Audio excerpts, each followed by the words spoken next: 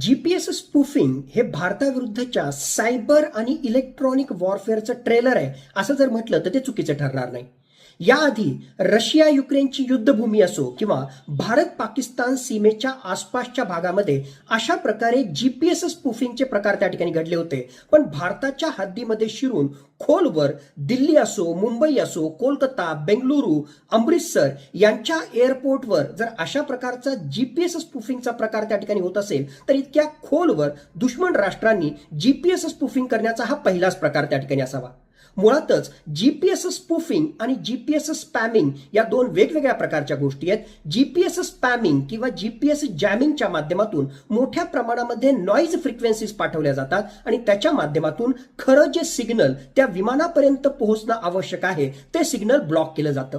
GPS spoofing मध्ये एक प्रकारे फेक सिग्नल त्या ठिकाणी पाठवलं जातं आणि पायलटला त्या ठिकाणी वाटतं की हे सिग्नल खरंच आहे आणि त्याच्यामुळे अशा प्रकारचं खोटं सिग्नल प्राप्त झाल्यामुळे अल्टिट्यूड म्हणजेच त्या विमानाची उंची असो किंवा एक प्रकारे रनवे पासून त्याचं डिस्टन्स असो, टाइम असो, याच्याविषयीचा खोटा डेटा हा त्या वैमानिकाला त्या ठिकाणी मिळतो आणि याच्या माध्यमातून त्या विमानाचा अपघात होण्याची शक्यता त्या ठिकाणी वाढते.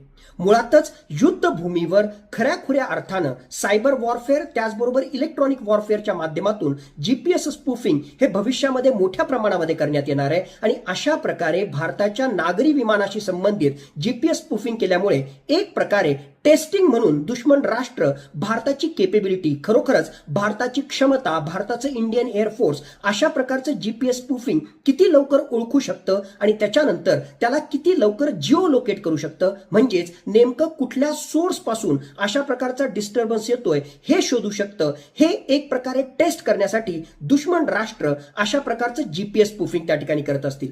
नक्कीच भविष्यामध्ये आपलं WMO ऑर्गनायझेशन त्या ठिकाणी असेल किंवा इंडियन एअरफोर्स आणि एवढंच नाही तर सायबर वॉरफेअर केपेबिलिटीशी संबंधित वेगवेगळ्या प्रकारच्या ज्या संस्था आहेत त्यांना आणखीन मजबूत व्हावं लागेल. रिसर्च अँड डेव्हलपमेंटच्या माध्यमातून अशा प्रकारच्या cyber warfare, grey zone warfare आणि इलेक्ट्रॉनिक वॉरफेअरचा मुकाबला करण्यासाठी भारतीय संस्थांना कंबर कसावी लागणार आहे. जीपीएस स्पूफिंग जे वेगवेगळ्या प्रकारच्या विमानतळावर झालेलं आहे हे एक प्रकारे आपल्यासाठी इंडिकेटर आहे. लवकरात लवकर आपल्याला आपली कंबर कसावी लागणार आहे आणि त्याच माध्यमातून भविष्यातल्या युद्धासाठी सुद्धा तयार राहावं लागणार आहे.